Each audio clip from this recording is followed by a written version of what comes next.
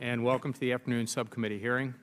I want to thank Ami Berra for serving as today's ranking member again, and also thank our distinguished witnesses for being here this afternoon. It's taken 6 months for our schedules to align, so we hope this afternoon's hearing is a productive one. In March, this subcommittee held a hearing to examine the findings of the United Nations Commission of Inquiry report on human rights in North Korea. Anyone would be hard-pressed to deny the extent of human rights abuses being committed by the most repressive totalitarian regime on earth. The report, the first of its kind, was a shocking wake-up call for the international community to take action, for the U.S. to take action. Unfortunately, it's been over 5 months, and we're still waiting for some pretty significant action on this. North Korea is one of the greatest security threats to the peace and stability of Asia, and one of the United States' most vexing security challenges. It's also one of the greatest policy failures of the past 2 decades. This year marks the 20th anniversary since the United States and North Korea signed the agreed framework, which called on North Korea to freeze operation and construction of nuclear reactors suspected of being part of a covert nuclear weapons program. While this agreement framed our relations for about 8 years, from North Korea's vantage point, it was a ruse, as the entire time Pyongyang continued to develop its uranium enrichment capabilities. Then, in an effort to continue nuclear negotiations with North Korea, we took a multilateral approach and began the 6-party talks. Once again, concession after concession, this method of negotiation also failed and has been stalled since December 2008. So where are we today? North Korea has tested 3 nuclear devices since 2006, the most recent in early 2013, and has declared itself a nuclear-armed state. Belligerent and threatening rhetoric from Pyongyang's dilettante leader has escalated since he took the Kim throne in December 2011.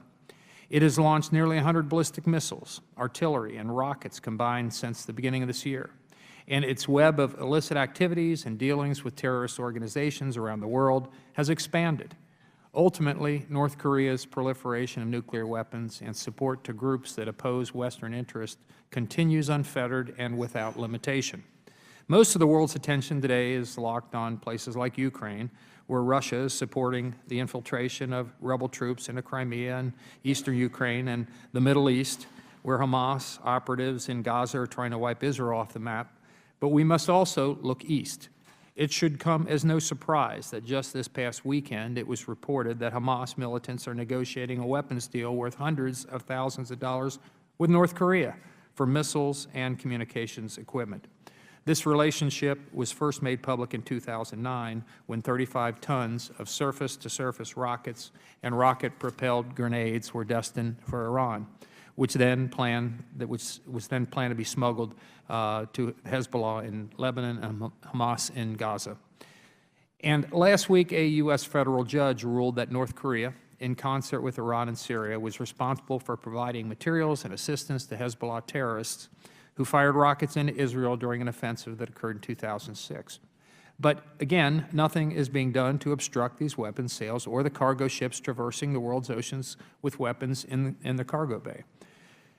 Over the years, North Korea has branded itself as a one-stop shop for missile and nuclear materials and technology, the ultimate facilitating bad guy, providing whatever its anti-American friends want, so long as it gets the oil and cash and materials it needs to maintain the power of the Kim regime.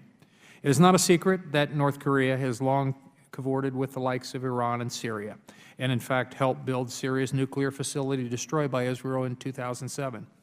North Korea's last nuclear test, wherein Iranian nuclear experts were reportedly present, also underlined a harsh reality. North Korea's weapons capabilities are advanced and possibly more advanced than Iran's, further heightening the tremendous failure of efforts made by every administration since the early 1990s. As the evidence continues to mount of the grave threat that North Korea poses to the rest of the world, the Obama administration's official position is that North Korea is, quote, not known to have sponsored any terrorist acts since the bombing of a Korean Airlines flight in 1987, unquote. Even more staggering, on July 20th, Secretary Kerry noted that North Korea was quote, quieter, unquote, than previous years, and that the U.S. is indeed, quote, moving forward, unquote, with the efforts to denuclearize North Korea.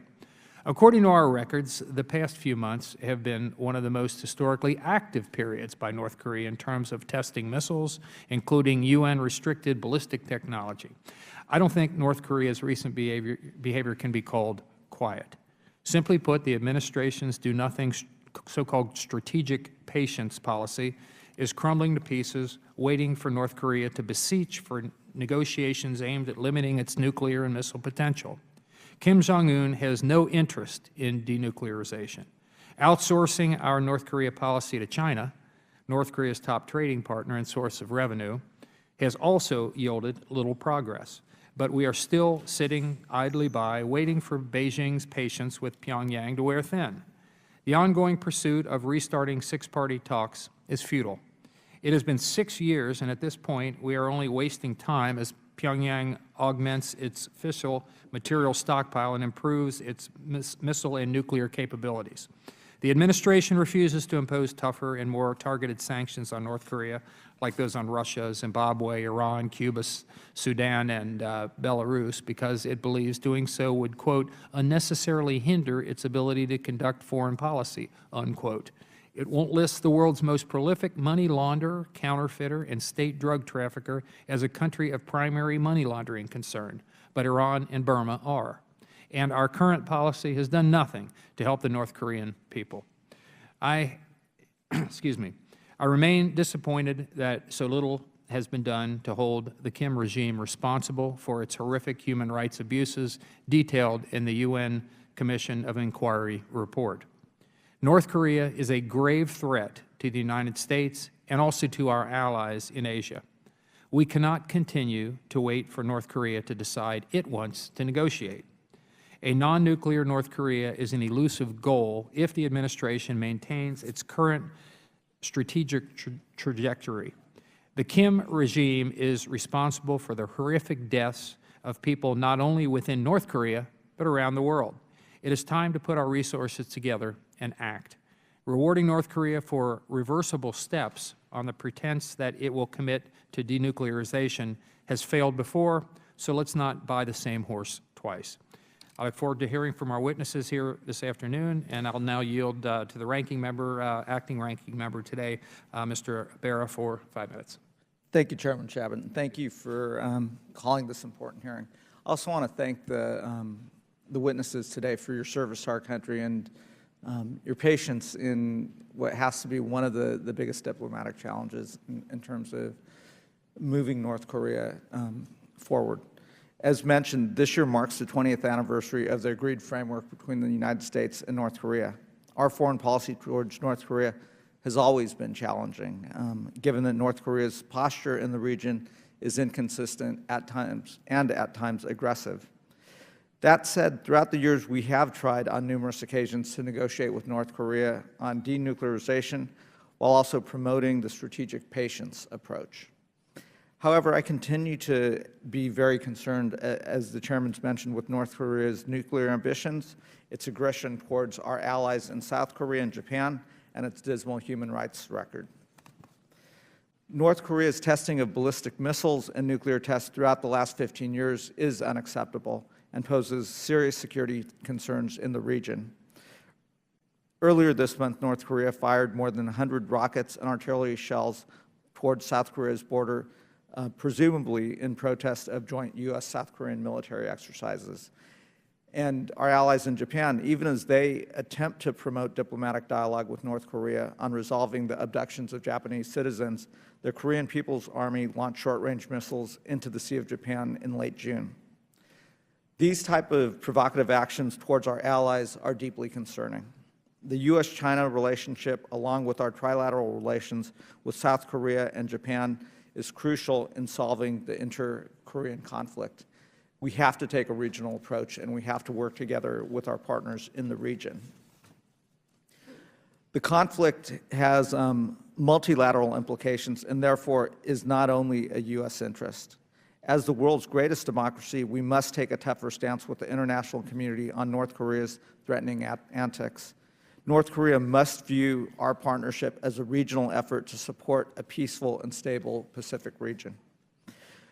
We have to put the pressure on the North Korean government with stricter sanctions so we can engage in diplomatic dialogue and make positive steps towards denuclearization. We should also encourage North Korea to enforce the 2005 six-party talk agreements. North Korea should be sincere with its commitment to the 2005 joint statement and allow IAEA inspectors to renew their activity in the country. I'm also concerned with North Korea's deplorable human rights record. North Koreans do not have freedom of speech, movement, or religion, and are also subject to chronic starvation and a dismal public health system. The U.S., based on our values as Americans, should remain a strong supporter and leader within the global community in promoting human rights. I look forward to reviewing our actions, positions, and policies towards North Korea as we work on denuclearization and their human rights record. And Mr. Chairman, with that, I'd like to yield back, and thank you for calling this hearing. Thank you. The gentleman yields back. The gentleman from California is recognized for an opening statement. Thank you. Mr. King, welcome home. Mr. Chairman, thank you for holding these hearings. It was just a few months ago that you and I were at the DMZ and also discussing North Korea with President Park and with Prime Minister Abe. North Korea doesn't trade with us, doesn't need us. It needs China, from which it obtains enormous subsidies. We should be trying to change the behavior of North Korea directly and, more importantly, China, with a combination of carrots and sticks, even though the North Korean government is despicable and politically we could all try to outdo each other and who can be more opposed to the government. Both carrots and sticks are called for. On the carrot side, we ought to discuss with North Korea a non-aggression pact. They have asked for that in the past. It isn't our usual way of conducting State Department business, but it's something they want, something we can give them. And if they ever see that Mr. Cheney might be Vice President again, they might appreciate an official U.S. position against invasion. Second, we can tell the Chinese that even if there is unification, no American military forces will be stationed north of the 38th parallel. As to sticks, we have to look at the lopsided trade relationship with China. Access to the U.S. markets is not guaranteed by the UN Charter. North Korea may not be quite as dangerous as other states because it's not as ambitious as Iran. It seeks only to oppress its own people. But with a erratic government, shown to be even more erratic in the last 6 months, and a growing nuclear stockpile, we have every reason to try to trim the danger posed by North Korea. I yield back. Thank you. The gentleman yields back. I'd now like to introduce our distinguished panel here this afternoon. I'll begin with Glyn Davies, who is the ambassador. He's a special representative of the Secretary of State for North Korea policy. He was appointed in January 2012 to facilitate high-level engagement with our other six-party talk partners. He serves as a senior emissary for U.S. engagement with North Korea. He also oversees U.S. involvement in the six-party talks process, as well as other aspects of our security, political, economic, and human rights, and humanitarian assistance policy regarding North Korea. Special Representative Davies is a career member of the Senior Foreign Service and served as the permanent representative of the United States to the International Atomic Energy Agency and the United Nations office in Vienna. His prior assignments include Principal Deputy Assistant Secretary of State, Bureau of East Asian and Pacific Affairs, and Executive Secretary of the National Security Council staff. And we welcome you this afternoon, Mr. Ambassador. And I'll next introduce Robert King. Ambassador King became the Special Envoy for North Korean human rights issues in November 2009, following confirmation by the United States Senate. Ambassador King works under Ambassador Davies and has the lead on human rights and humanitarian affairs. Prior to his appointment, Ambassador King worked on Capitol Hill for 25 years, 24 of those years as Chief of Staff to Congressman Tom Lantos. He was concurrently Staff Director of the Foreign Affairs Committee of the U.S. House of Representatives, Democratic Staff Director of the committee, and held various professional staff positions on the committee since 1993. Ambassador King holds a Ph.D. in International Relations from the Fletcher School of Law and Diplomacy, Tufts University. He has authored several books and numerous articles on international relations, and we welcome you here this afternoon as well, Mr. Ambassador. And I'm sure you're both familiar with the 5-minute rule, so I won't take a lot of time, but the yellow light will come on, means you got a minute, and we'd hope you wrap up as close as possible to when the red light comes on, and we'll limit ourselves to 5 minutes as well. So we'll begin with you, Ambassador Davies. You're recognized for 5 minutes. If you could turn that mic on there. There we go. Thank you. I'm now live. Chairman Chavez, thanks so much. Representative Barra, members of the committee, thanks so much for inviting me and my colleague, Ambassador King, to testify today on U.S. policy toward the Democratic People's Republic of Korea, DPRK for short, commonly known as North Korea. The North Korean regime is a global pariah. It works against the interests of its own people, its neighbors, and the world. Would you mind pulling the mic just a little bit closer? Sure, absolutely. Make sure everybody in the room can hear. There we go. Is that better? That's better. Okay.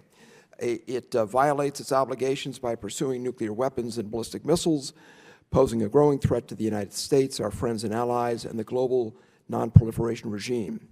It devotes an enormous amount of its scarce resources to weapons, to a massive standing army, and to vanity projects, all while 9 out of 10 North Koreans suffer. We have no illusions about the nature of the regime. We have refused to reward its provocations with concessions. We have instead tightened sanctions and told the DPRK that neither its occasional charm offensives nor its more frequent aggressive behavior will lead us to accept a nuclear-armed North Korea. Like all recent administrations, we're open to engagement when possible, but will apply pressure as needed. Despite DPRK backtracking, we remain committed to authentic and credible denuclearization talks, but talks won't succeed until Pyongyang recognizes and demonstrates that it will live up to its promises. Regrettably, the DPRK increasingly rejects meaningful negotiations. Instead, it has unleashed multiple provocations that have drawn condemnation and increased its isolation. Just in recent weeks, it has conducted repeated ballistic missile launches in violation of UN Security Council resolutions. These followed similar launches earlier this spring, punctuated on March 30 with threats to conduct a new type of nuclear test. The DPRK says it wants talks without preconditions. Translation, it seeks open-ended six-party talks to gain acceptance as a nuclear weapons state and to camouflage its secret weapons development. We are not interested in talks unless their primary order of business is implementing North Korea's September 2005 promise to denuclearize. The Republic of Korea is squarely at the center of our efforts. There is no daylight between us on what we expect from North Korea. President Obama, speaking in South Korea in April, expressed support for President Park's vision of peaceful, progressive unification. The U.S.-ROK alliance in its 60th year is stronger than ever. Our day-to-day combined efforts to maintain peace and stability on the peninsula send a strong deterrence signal to North Korea that the security it seeks is not to be found in nuclear weapons. Our growing U.S.-ROK-Japan trilateral security cooperation also sends a powerful message of deterrence to Pyongyang. As North Korea's last remaining protector and patron, China has a key role to play in convincing North Korea to denuclearize. That is why North Korea remains at the top of our bilateral agenda with Beijing. Secretary Kerry raised it prominently there in early July. We welcome the steps the PRC has taken to oppose Pyongyang's nuclear weapons program. Since 2012, China has voted for 2 new rounds of UN sanctions and last year published a 900-item control list banning their export to North Korea. Together with our allies and partners, we seek to show North Korea its nuclear program stands in the way of the secure future it says it wants. We continue to increase the cost of its illicit activities by unilaterally tightening sanctions. We work closely with the UN Security Council and like-minded partners to ensure full implementation of the 4 key Security Council resolutions. The July 2013 seizure by Panama of a huge cache of military gear demonstrates UN sanctions are effective. The welfare of North Korea's people is an essential focus of U.S. policy. The vast majority suffer from their government's self-impoverishing military-first policy. The UN Commission of Inquiry's sobering report detailed the systematic, widespread, and gross human rights violations being committed by the DPRK. My colleague Robert King's tireless efforts for many years demonstrate that human rights is a constant focus for us. 3 U.S. citizens are being held by North Korea. Their continued detention is a serious stumbling block to improved U.S.-DPRK relations. We'll continue to advocate for their freedom and thank Congress for its steadfast support in these efforts. Mr. Chairman, we aim to convince the DPRK to comply with its obligations, end its isolation, and respect the rights of its people. Each outrageous North Korean act discredits the assertion it's driven to act belligerently by others' hostility. It is now clearer than ever that North Korea is developing nuclear weapons and ballistic missiles merely to prolong the Kim regime and to obtain benefits from the international community. North Korea alone is responsible for North Korean actions, and resolving the DPRK nuclear program is a multilateral task. Just as North Korea's original aggression against the South was met with a strong response from the United Nations, standing up to North Korea today requires a concerted effort by the entire international community. Thank you again, Mr. Chairman and members of the panel, for the opportunity to appear before you today, and I'm happy, obviously, to take your questions. Thank you very much, Ambassador Davies, and we'll now turn to Ambassador King. You're recognized for 5 minutes. Thank you very much, Mr. Chairman, Congressman Berea, members of the committee. Thank you for this invitation to testify with Ambassador Davies on U.S. policy on North Korea. I will focus on human rights aspects of our policy on which there's been broad bipartisan cooperation. I want to thank you, Mr. Chairman, and committee members for your interest in the North Korean human rights issues, for the hearings that you've held, for the meetings that you've held both here and in Seoul and Tokyo with victims and their families. North Korea remains a totalitarian state which seeks to dominate all aspects of its citizens' lives, including denial of basic freedoms and human rights. Reports portray a vast network of political prison camps where individuals are subjected to forced labor under horrific conditions, and the government commits human rights violations, including extrajudicial killing, enslavement, torture, prolonged arbitrary detention, abduction of foreign citizens, as well as rape, forced abortion, and other sexual violence. This past year, we've made significant progress in our efforts to increase international pressure on the North to improve its human rights. In March of this year, the UN Human Rights Council, in March of last year, the UN Human Rights Council established a landmark commission of inquiry to examine grave, widespread, and systematic violation of human rights in North Korea. Refugees from North Korea gave the commission firsthand accounts of abuse and violence, and leading international experts described the government policies that repress their people. Public hearings were held in Seoul, Tokyo, London, and here in Washington, D.C. Video and written transcripts of those hearings are available at the UN website. The Commission's final report was one of the strongest and finest reports that the UN has produced.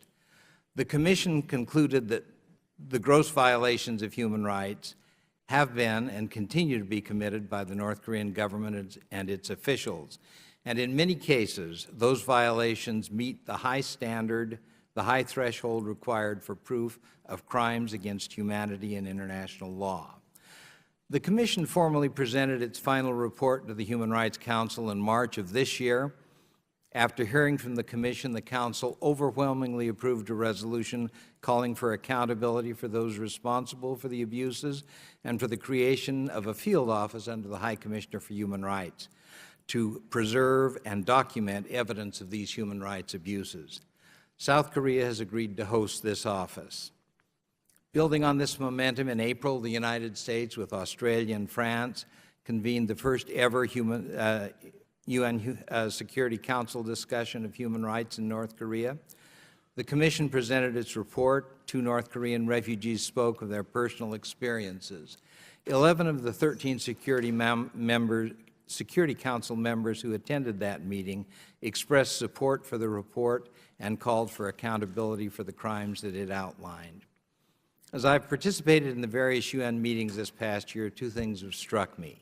First, it is clear that the North is feeling the growing international pressure. The mounting condemnation of its human rights record has struck a chord in Pyongyang.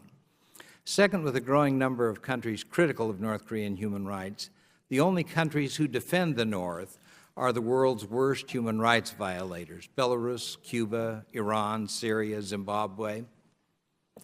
Mr. Chairman, another key human rights matter that I want to raise is our effort to increase access to information by the North Korean people. That country is one of the most closed societies on this planet. Internet access is reserved for a tiny, tiny elite. It's illegal to own a radio or television set that can be tuned to any channel other than the official government media. Anyone caught listening to foreign radio or television will be sent to a re-education camp. Despite these consequences of listening to foreign media, 35% of North Korean refugees and travelers listen to foreign radio broadcasts in North Korea. Foreign DVDs are now being seen by even larger numbers. 85% of those interviewed have seen foreign, primarily South Korean media. Some 2 million cell phones permit North Koreans to communicate with each other, although only domestic calls are permitted and phone use is carefully monitored. Because of the closed nature of North Korea, our international media efforts are among the most effective we have of breaking the government's information monopoly. Thank you for continuing congressional support for the Broadcasting Board of Governors and the media that it supports, including Radio Free Asia and the Voice of America. Finally, Mr. Chairman, I want to reiterate one point that Ambassador Davies has made. We have no greater priority than the welfare and safety of U.S. citizens abroad. We continue actively to seek the release on humanitarian grounds of Kenneth Bae, Matthew Miller, and Jeffrey Fowle so that they may be reunited with our families. Just as important as it is that North Korea address the issues that Ambassador Davies has talked about in terms of security and nuclear issues, it also must address its egregious human rights violations. The choice is clear. If North Korea does not take this action, it will continue to face greater isolation, condemnation, and increasing pressure from the international community. Thank you, Mr. Chairman. Thank you very much, Mr. Ambassador. Members will now have 5 minutes to ask questions, and I'll begin with myself. Ambassador Davies, on July 20th, Secretary Kerry was quoted as saying that North Korea has been quieter. I wouldn't describe the historic number of missiles and rocket and artillery launches this year so far, nearly 100, as quiet. I also don't believe that solely because North Korea hasn't staged another nuclear test this year, that we would necessarily call Pyongyang's behavior quiet. Can you perhaps clarify why Secretary Kerry is describing North Korea as such, and tell us how you can justify that classification? Turn this on. Mr. Chairman, the Secretary said a lot of things. That was one thing he said, and I think that to kind of place it back in context, the Secretary was referring to the fact that we are now some time on from the last major strategic provocation by North Korea. It's been a while since they've either launched a 3-stage intercontinental ballistic missile or tested a nuclear device. Do you think he would want to rephrase that perhaps differently, or would you? I think in context, it's easy to understand what the Secretary was saying, which is that the cooperation, the collaboration, the diplomacy that we've been conducting with South Korea, China, and our other partners in the process has gotten a message through to Pyongyang that when it acts strategically, when it tests a nuclear device, and it's the only country on Earth to have done it in this century, when it launches a 3-stage intercontinental ballistic missile, the world will react. It will react strongly and unanimously. So I think that's what the Secretary is referring to. It's absolutely the case, and the Secretary has also spoken to this, as have other senior officials, that North Korea's recent behavior is unacceptable. The fact that it continues time after time to launch these ballistic missiles, violate UN Security Council resolutions, that cannot be countenanced. Well, I would certainly agree with you in the administration that it's unacceptable. I certainly wouldn't have called it quieter, but that's okay. I'm going to turn to Ambassador King, if I can, at this time. Ambassador, you've done a commendable job representing the North Korea human rights portfolio. I also recognize the difficulties you face since the administration doesn't make the human rights issue, in my view, enough of a top priority. It's, I think, at best, a second-tier issue behind nuclear proliferation, even if it's given sometimes lip service by calling it a top priority and constant focus. As such, I'm disappointed that following the release of the UN Commission of Inquiry report, in my view, little has been done. No human rights sanctions, no executive orders, and no move for a vote in the Security Council. Ambassador King, can you tell us what is being done at this time to hold North Korea accountable for the mass atrocities described in that report? I mean, it was a horrific thing to read, and why there's been so little movement since the report's release. And then also, are you aware that there are 3 Americans currently detained in Pyongyang? And I'm deeply concerned, particularly about their well-being and safety. And one of those individuals, Jeffrey Fowle, he's from right outside my district in Ohio. I'm told he's being brought to trial, accused of carrying out hostile acts against the country. Can you provide us with an update about this situation and where in the process the administration is to get these individuals released out of North Korea? And I certainly understand in a forum like this you have to be careful because we don't want to jeopardize their situation or put them in any more jeopardy than they already are. So I understand that, but to the degree we can handle that in a forum like this, I would appreciate some comment. Thank you very much for the question, Mr. Chairman. With regard to the attention that we give to North Korea human rights, I believe it was Lyndon Johnson that said you've got to be able to walk and chew gum at the same time. I think that's what we're trying to do in terms of pushing on both the nuclear issue, but also pushing on the human rights issue. And I think, as we've talked earlier, there is a lot that has been done this year with the release of the report. We've been attempting to use the UN report to continue to put pressure on North Korea. In the UN Security Council, we've already had an informal meeting where we've had 13 of the 15 members attend, discuss the report, and discuss its recommendations. We're also in the process of looking towards activity in Geneva. We'll continue our pressure in Geneva at the Human Rights Council on the Human Rights Report. We're also going to have discussions in the General Assembly in October at which the Commission of Inquiry's report will be discussed. There will be a resolution that will be prepared and adopted in the General Assembly by the end of this year. We're very active in terms of looking at how we might further push this forward in terms of action in the Security Council. With regard to sanctions, we're looking at sanctions. One of the issues that we need to do is try to do whatever we do in concert with other countries. Sanctions by the United States alone are very limited effectiveness. We have very little relationship with North Korea. We have very little trade. We have very little economic connection. And to the extent that we can work together with our allies and jointly adopt sanctions and look at actions that we can take together, I think the more effective those issues will be. A brief, quick comment. The 3 Americans who are being held in North Korea are a great concern to us. We've communicated with the North Koreans our concern. We've requested repeatedly that they be released on humanitarian grounds. This includes Mr. Fowle as well as Kenneth Bay and Jeffrey Miller. We're hoping to be able to have some progress on that. We continue to press the North Koreans. We've continued to work through the Swedish government, which takes care of our interests with regard to American citizens there. I've briefed your staff on this. I know you were aware of that. If there's anything that we can provide you directly, be happy to come up and talk with you about it. Thank you for that. I'd like to continue to follow up with you at the staff level on Mr. Fowle in particular, but all of them. Thank you very much. I now recognize the acting ranking member, gentleman from California, Mr. Barra. Thank you, Chairman Chabot.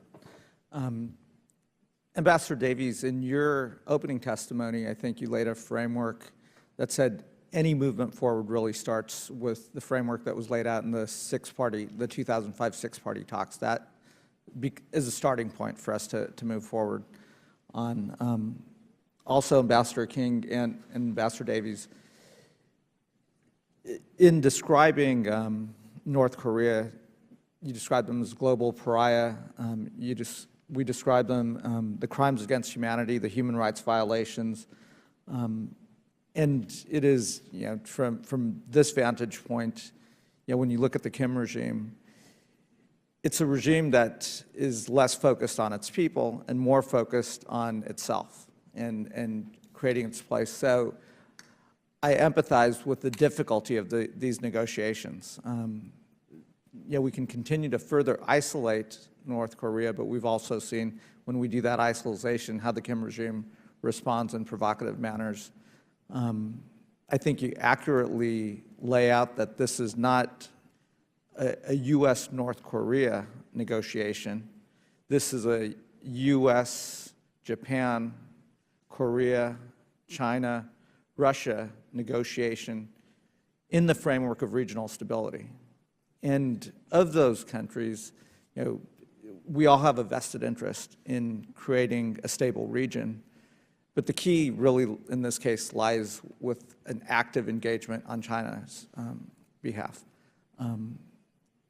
I guess, Ambassador Davies, I'd like you to comment on the talks that we've had with China, how China is viewing the new North Korean regime, and comment on China's role in moving these conversations forward. Happy to do that, sir. Thanks so much. Yeah, China and North Korea are not at their best historical moment right now. China was very vocal and active beginning over 2 years ago when the new third generation of leadership took over in Pyongyang in signaling to the North Korean regime that they would not support North Korea taking provocative acts, and North Korea went ahead and did it. So in a sense, North Korea has not been a good partner of China's of late, and this has triggered, I think, a debate in China about the nature of its relationship with North Korea. The Chinese have begun to take acts that are somewhat remarkable in the historical scheme of things, publicly signaling and warning North Korea not to engage in strategic provocations, publishing this 900-item control list, which is somewhat dramatic, cutting off banking relations with the Foreign Trade Bank, the premier trade bank of North Korea, also imposing strictures on some customs controls and so forth. So our role in this is to work with the Chinese to try to figure out, and this is the top down, the President's been very engaged in this from the Sunnyland Summit of last summer on forward in a series of meetings with Xi Jinping.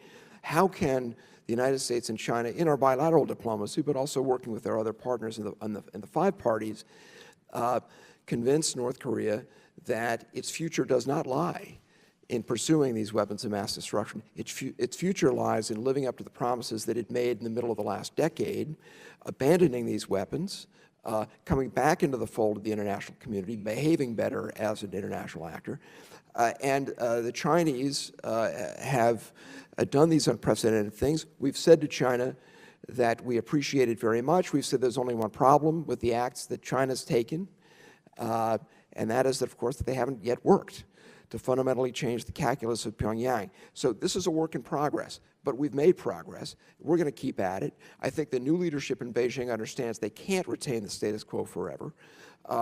And this is a case where I think if we keep at it in a multilateral endeavor with the ROK at the core of our concerns and our diplomacy, China also quite central, that we can ultimately make progress. And if we look at this North Korean regime that is provocative and potentially unstable in the region, as the trade and interdependence, increasing trade between Korea and China, Japan and China, ourselves and China, our economies are increasingly interconnected in trade, and we all benefit from a stable region that allows trade to occur.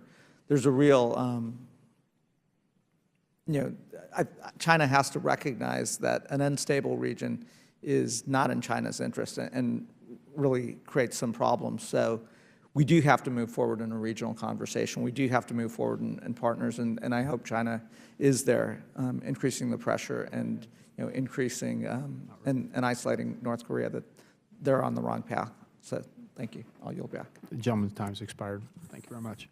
We'll now recognize the gentleman from Pennsylvania. Mr. Perry is recognized for 5 minutes. Thank you, Mr. Chairman. Gentlemen, thanks for being here. I'm listening to I was a little late, so I missed your testimony, but listening to some of the answers to the questions, it just made it gave me some new questions and some new things to think about. Mr. Davies, when you talked about, we have made gains. One of my questions is going to be this strategy of strategic patience, and many would contend that it really hasn't done anything. And my question would be, what are the significant results of that? Quite honestly, I feel like asking, what are the significant or insignificant results from the context? Maybe I should first ask, this strategy of strategic patience, what's the time frame of this? Are we looking at like 1,000 years or 100 years? What do we, was this my lifetime? Because, convincing North Korea's leadership that this isn't their pathway to the future. I mean, who are we kidding?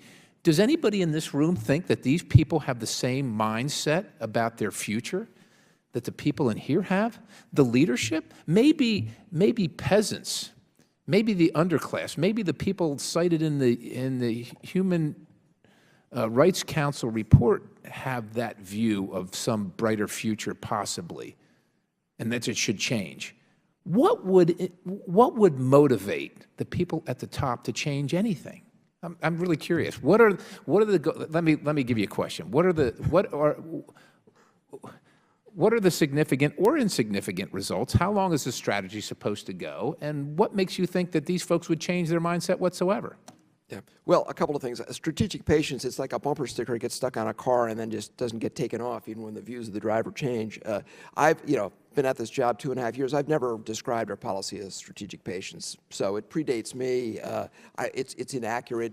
Secretary of State, when he was asked about it when he first came into office, said, no, that's not our policy. Our policy is strategic impatience with North Korea. We're going to continue to do everything we can, not to sit down and have a coffee klatch with them and try to convince them of the logic of it, but to use pressure, in particular, to point out to them that there's only one way forward. It's the peaceful diplomatic path forward. It's living up to their obligations, commitments, and promises that they made freely 11 years ago, and it's going down this path of denuclearization. So I think what they care about most in Pyongyang, this regime, is surviving.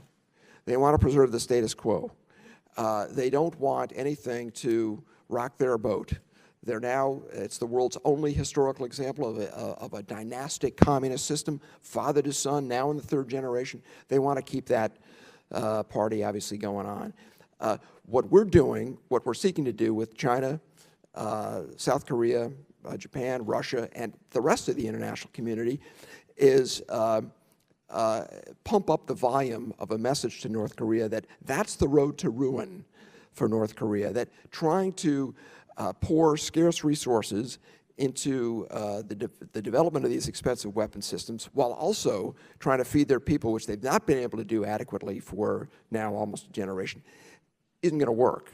So what they need to do is give up these weapons, begin to play by the rules, begin to live up to their own promises. And Listen, if they do I that, don't mean to just completely interrupt you, and I'm trying to listen. I get a limited amount of time, but pumping up the volume on rhetoric, yeah, they're hoping to keep it going. And as far as the West or somebody in the West or our coalition partners telling them that it's not going to work, from their perspective at the top, well, it's worked for 3 generations. We are not going to rock the boat. And with all due respect, folks, the Human Rights Council that includes the likes of Cuba and the Democratic Republic of the Congo and some of these bad actors that abuse their own citizenry and acting like that's going to be a vehicle to shake North Korea's leadership off its foundation. I'd like to have whatever you folks are drinking and eating every day because you've got a wonderful view of some rose-colored future. To me, we're the United States. Now, I'm not trying to pose upon, this is a 20-year-old failure, in my opinion, so it's not fair to impose all this upon you. But taking the same actions of the past okay, it's not strategic, to me it's strategic apathy or avoidance or something, I don't know what it is, but doing the same thing over and over again for the next 20, 30, 40 years and expecting a different outcome, If I were here in 40 years, we're going to have having the same conversation. You can go ahead and comment, but Could I I'm quickly, frustrated. Yeah, because, you know, look, again, we're not just talking about diplomatic messaging and sending them nice letters. We're talking about cutting off the inputs to their weapons program through sanctions, through interdiction, and there have been great successes there. When Panama rolled up the largest shipment of North Korean conventional weapons in July of last year on a Korean freighter trying to go through the Panama Canal, that was an indicator that the rest of the world gets the message. When 80 countries condemned North Korea's decision to test a nuclear device at the beginning of last year and took action to join with the sanctions regime internationally to impose costs on North Korea, that's what we're talking about here. No, we're not talking about some kind of a hortatory attempt to convince them through a high school debating society. We're talking about taking actions that reduce their running room, that cut off their resources, that prevent them from selling the weapon systems that they need to sell in order to get the inputs for their weapons programs. But we're also talking about keeping a hand open to North Korea if they have this change of mind. That's the diplomacy part of it. I was engaged in negotiating with them at the beginning of 2012. We cut a very modest deal with them that could have given them a chance back to what they claim they want, which is security guarantees and all the rest of it, and they chose not to take it. Instead, they launched a rocket in honor of the 100th anniversary of his grandfather's birth. That was his choice to make. The result of it was near universal condemnation and action taken by nation states. It's a little bit like watching paint dry. I understand that. The Cold War took 3 generations. Sometimes these problems are so pernicious that they simply take the patient application of increasing amounts of pressure accompanied by diplomacy in order to get these actors to realize that they're going down a path that's leading them nowhere. And so that's our strategy. And if they're an alternative, we're all ears. The gentleman's time's expired, and I would like to associate myself with the frustrations of the gentleman from Pennsylvania. I think they're well said. The gentleman from Virginia is recognized for 5 minutes. Annyeonghaseyo. Well, if we're associating ourselves with frustration, I'm frustrated too, and I'm sure you are, and I'm sure everyone in the audience is. I'm not quite sure what the relevance of our frustration is to try to fashion an efficacious public policy that creates change. And I'd like to explore that with both of our witnesses. First of all, as you know or may know, we managed a bill the other day on the floor, Chairman Royce and myself, that passed unanimously, adding to the sanctions regime on North Korea. And I assume you both probably were aware of that and welcome your reaction. I mean, I assume you support it, and hopefully if it becomes law, we can use it as another tool in the kit bag. Ambassador Davies? For us, you know, it's a bit of a third rail to be commenting on pending legislation, so I'm going to steer clear of that with your permission. I think sanctions are a tool that's of value, and I think we've demonstrated that through the actions we've taken both unilaterally and working with our partners around the world. We remain very open to further sanctions options when and if they make sense to deploy them, to use them. I'm committed to finding a multilateral way forward. I wish there were a silver bullet we could fire to solve this problem. Right. Smarter people than me would have figured it out long ago. Let's explore that just a little bit. Where do you think the pressure points are?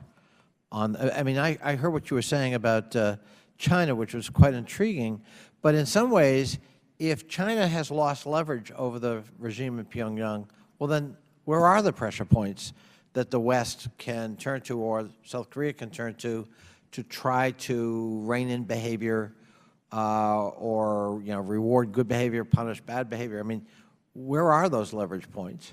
Sure. Well, China hasn't lost leverage. They've just decided that there are limits to the leverage that they're willing to exercise. So when it comes to food and fuel for North Korea, China is absolutely critical in that respect. So there is more that China can do.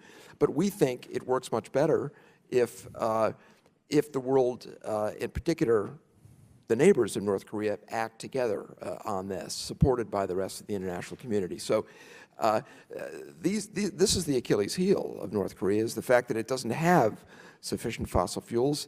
It's unable to feed itself because it's broken its own economic system hollowed it out over the years. And so in terms of ways to put pressure on them, these are some of the ways that we can use to do that. And I appreciate that, but I was thinking about, the normal kinds of leverage when you look at sanctions regimes. We're looking at it on Russia right now. Well, the ruble is exchanged. They have a stock market. They have external investment. They have trade flows, all of which can now be influenced in a way they were not as influenced when they were the Soviet Union. So they're feeling some heat. We don't really have that kind of leverage with the North Korea regime, do we? We have limited leverage because Yeah. we have almost no trade with them. Right. That's correct. And of course, they use their nuclear program as leverage over the West in terms of food supplies, emergency food supplies, and the like.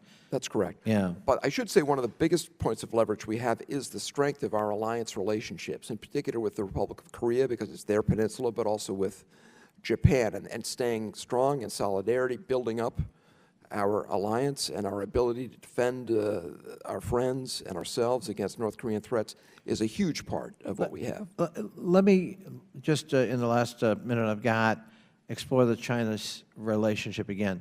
If I understood your testimony, in a sense there's been a reassessment in China about the nature of the relationship with the regime in Pyongyang.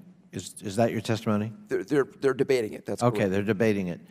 Do you believe that as part of that debate, the new leadership in Beijing is, well, first of all, the economic ties to South Korea are far more important for Beijing, frankly, than North Korea. Is that not true? Many multiples Right. of the smaller. And so given their exposure and the fact that they're stakeholders in the success of the capitalist Korea economy, are they, do you believe, more open to pressuring the North for, say, market reforms similar to their own? They've been trying to convince North Korea for years to engage in reform of their economy, and the North Koreans have resisted that. What leverage are the Chinese prepared to use to rein in belligerent behavior, try to achieve some of those market reforms, and are they prepared, do you believe, in some kind of timetable to move eventually toward an accommodation with the South, if not outright reunification with the South? The gentleman's time's expired, but you can answer the question. I think- I thank the Chair. Yeah, no, I mean, I think this was one of the fascinating conversations that sort of occurred during the recent summit meeting between President Xi Jinping and Park Geun-hye of South Korea. And it is fascinating that Beijing is voting with its feet, that now the President of China has met multiple times with his counterpart in South Korea, has yet to meet with, travel to North Korea. So, things are beginning to change. I wish they were faster, but these are the changes we're observing. The gentleman from North Carolina, Mr. Holding, is recognized for 5 minutes. Thank you, Mr. Chairman. Mr. Davies, how has Rouhani's regime altered the North Korea-Iran relationship? I'm not sure I'm qualified to describe what is happening in between those two countries, other than that we watch very closely any proliferation or signs of proliferation that might exist between North Korea and his regime. Does the administration have any evidence or reason to suggest that North Korea and Iran have intentionally focused on different aspects of nuclear weapons capability to speed up the final results for both countries? Well, sir, with great respect, you're starting to get me down deep into intelligence matters, and this is the sorts of things that we'd be very happy to brief you on in a closed hearing. But again, it's a matter of serious concentration and strong study by the administration. Given Iran and North Korea's cooperation in the past, do you think it's likely that North Korea would share any future nuclear test data with Iran? That you're calling for speculation on the part of the witness. I just don't know. I don't think we're bound by the federal rules of civil or no. I'm sorry. I'm trying to be a little glib, but no. Again, I mean, I think the intelligence information. The witness will answer the question. Thank you, Your Honor. You may proceed. Pardon me, would you like to restate that?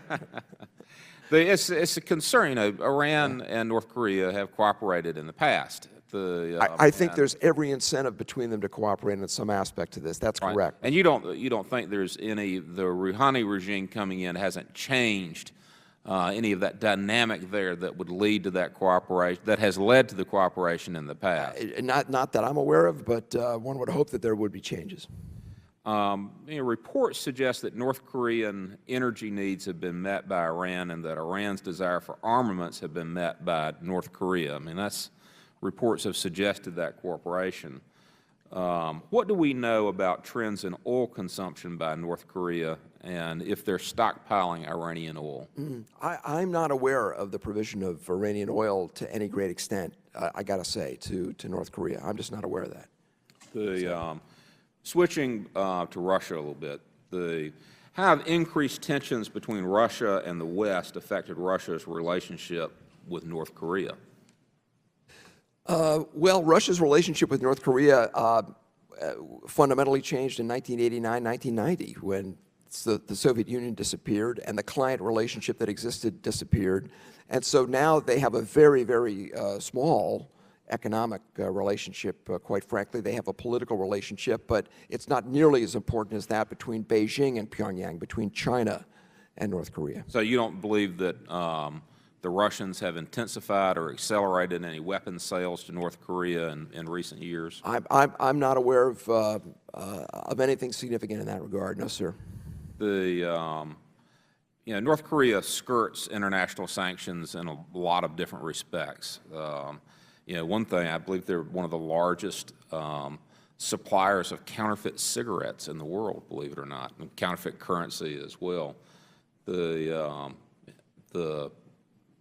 Any current administration actions to close these loopholes and more rigidly enforce the sanctions that you'd like to expound on for a minute and 10 seconds? Sure. Well, from the standpoint of counterfeit goods, there was a day when that was a booming business. I think that day has passed to some extent, that's something that we watch very, very closely. But North Korea will obviously stop at nothing to try to gain resources to use to develop its weapons programs. And that's why we concentrate so much energy on nonproliferation, not just unilaterally, but with our friends and allies and partners. All right. Thank you, Mr. Chairman. You bet. The gentleman yields back. The gentleman from Georgia, Mr. Collins, is recognized for 5 minutes. Thank you, Mr. Chairman. In listening to your testimony, I think it's rather interesting, again, with one of the key players with basically the rogueness of North Korea and what they're doing there. A relationship to Iran should be at least something studied a little bit more. And I think using your words in it, and I may have gotten this just a little bit wrong, but it was something to the effect of study and watching what is going on. That to me, and it says something in your testimony, your written testimony, it says, ultimately, Mr. Chairman, our policy is to bring to realization that North Korea must take steps necessary to end its isolation, respect the human rights of its own people, honor its past commitments, and comply with international obligations. In light of that, what we'll call is the desirous goal, many experts contend that the administration's strategy of strategic patience, or basically watch and see, has not yet yielded any significant results, but rather has served only to benefit North Korea by offering it more time, or affording it more time to pursue its own objectives. What's the administration's assessment of its strategy of engagement and strategic patience? Our assessment is that we've made some progress, not nearly enough. We've got a lot further to go. What would you say your greatest accomplishment is? I think our greatest accomplishment is in achieving, in just the last couple of years, 2 United Nations Security Council resolutions with teeth that had attached to them resolutions. These were unanimously achieved. China voted for them, Russia voted for them, and on, by the way, Hezbollah, Hamas, Iran, this whole nexus of issues, which I know is very important to you. We're doing more than just studying and watching this. Obviously, what we're doing is seeking to disrupt illicit shipments, enforce these sanctions. We're doing it with our partners. We know that they would naturally like to deal with each other, but we're doing everything we can to prevent that from developing. Okay.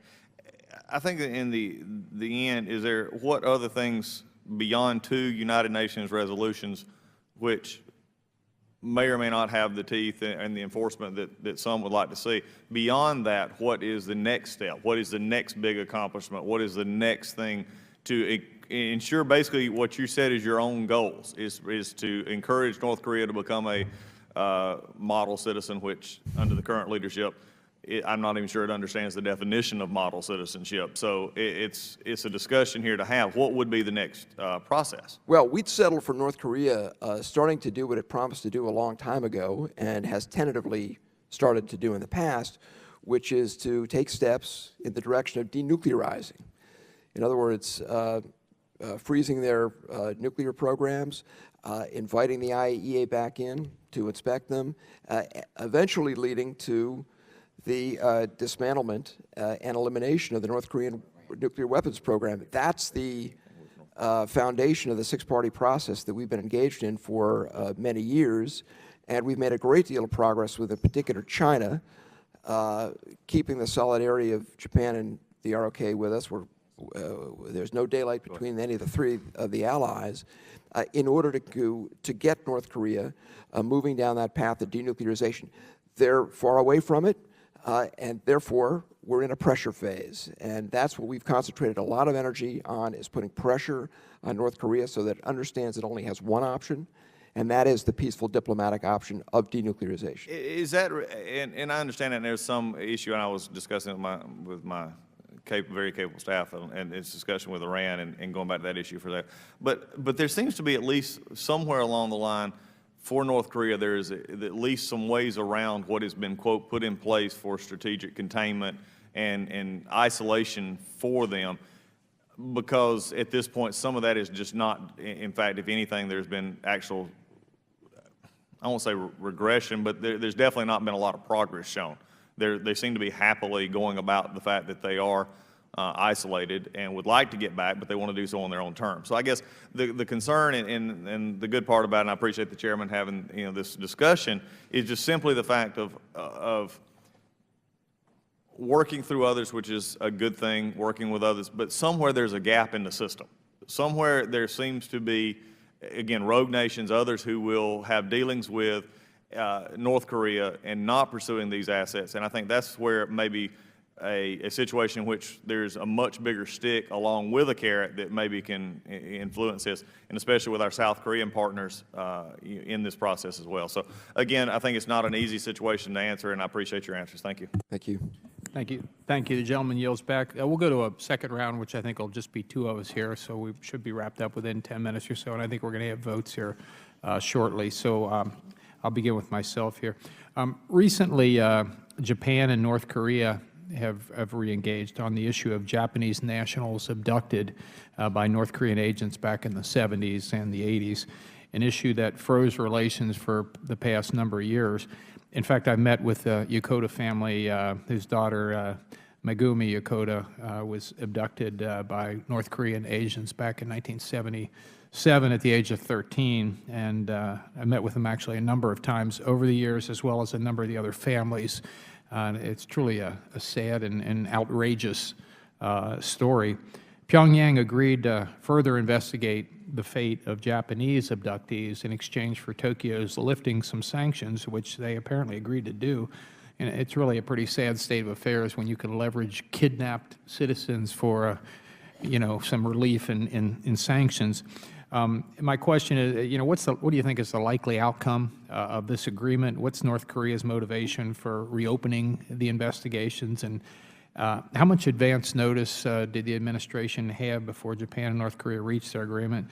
Do you have any concerns about these negotiations, considering North Korea's long record of deception and deceit?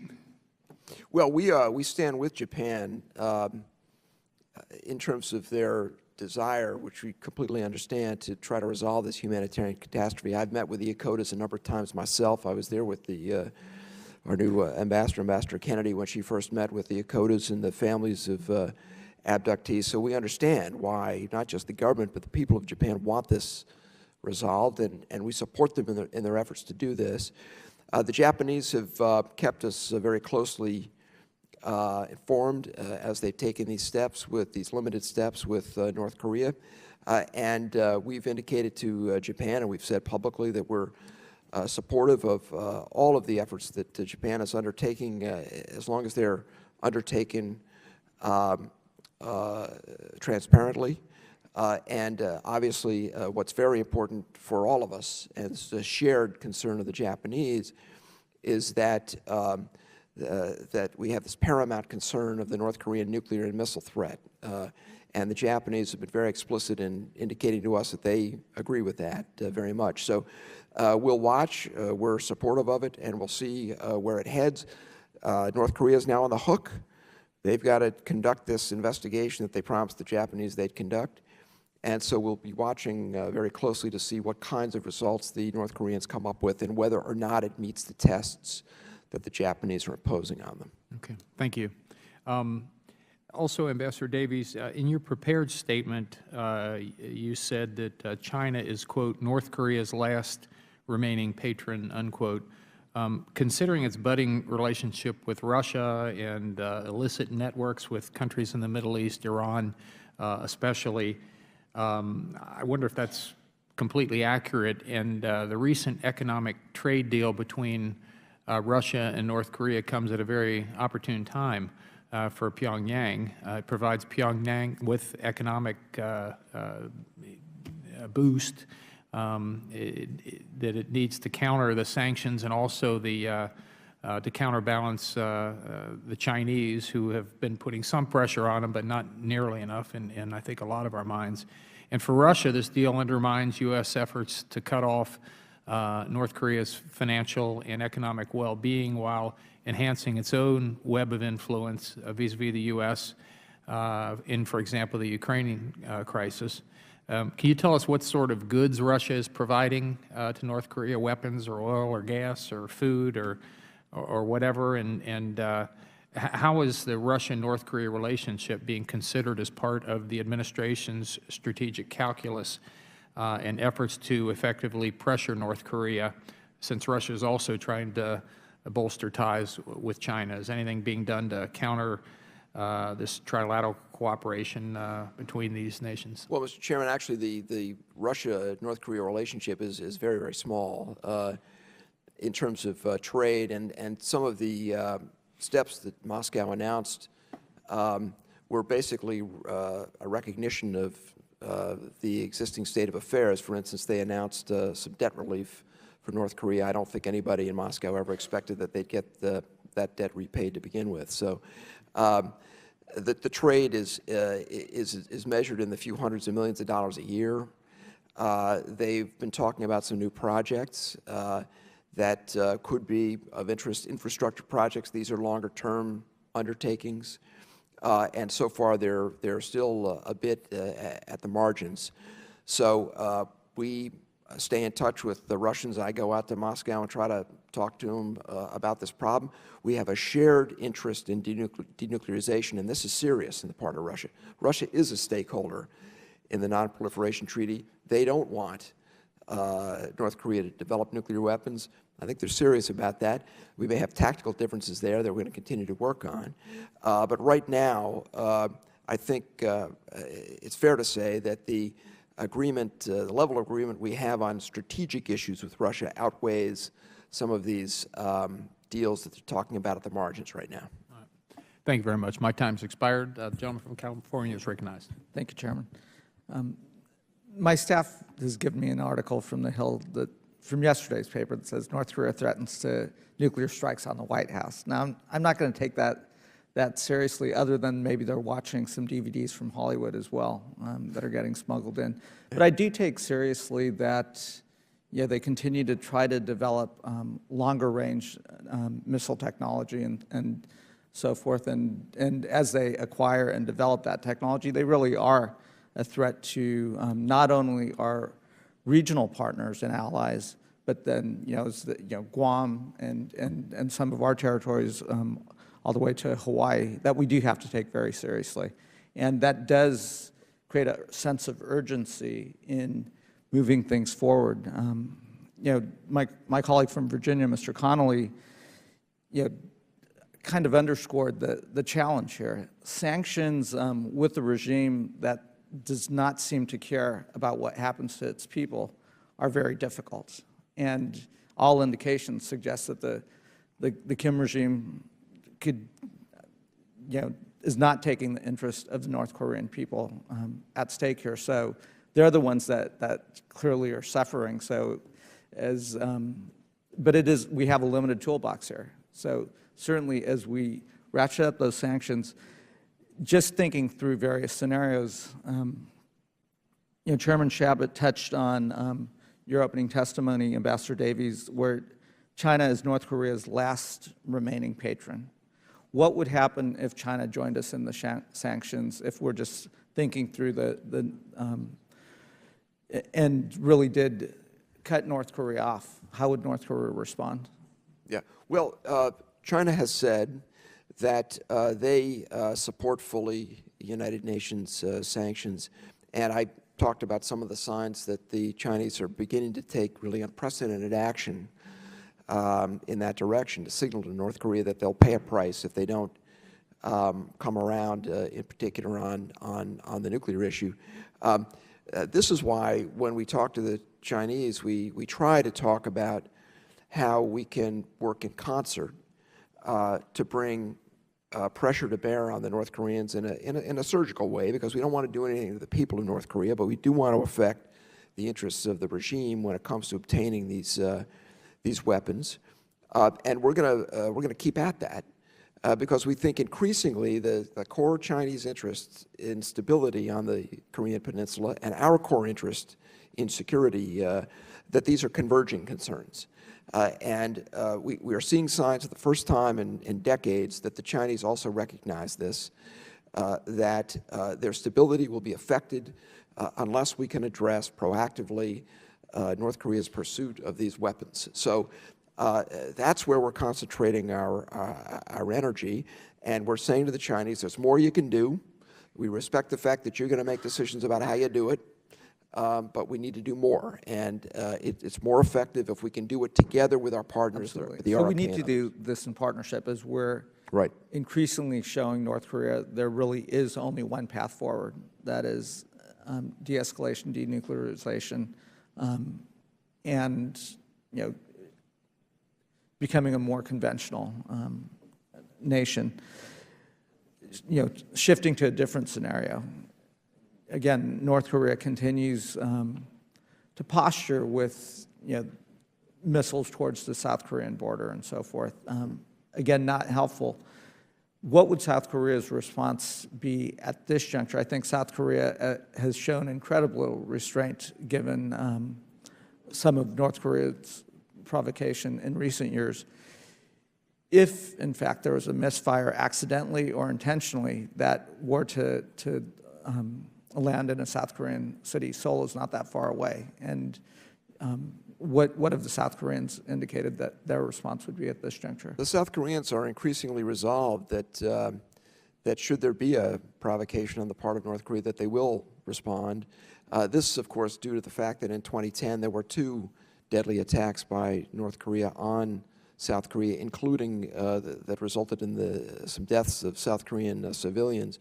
So this is what our alliance with South Korea is all about, ensuring that together we can present this united front on the peninsula to North Korea, and they can understand that they can't repeat the aggression that they perpetrated on the South in June of 1950, that those days are gone, and that the best path forward is, in fact, the vision that's been laid out by the President of South Korea, who has talked about a path forward involving peaceful unification, people-to-people infrastructure development, and so forth. And so far, Pyongyang, North Korea, has rejected that. And I would want to make sure that the people in South Korea know that, as one of our close allies in the region, we do stand with them in this and in their right to defend themselves. Absolutely. And to make sure that those listening in North Korea understand that we stand with the South Koreans. It's job one for us. That's correct. Absolutely. Thank you very much. Gentleman's time has expired. I think that is the end of the questioners this afternoon. We want to greatly thank our panel, Ambassador Davies, Ambassador King, for your testimony this afternoon. Members will have 5 days to revise their statements or submit questions in writing. And if there's no further business to come before the committee, we're adjourned. Thank you. Sir, thank you.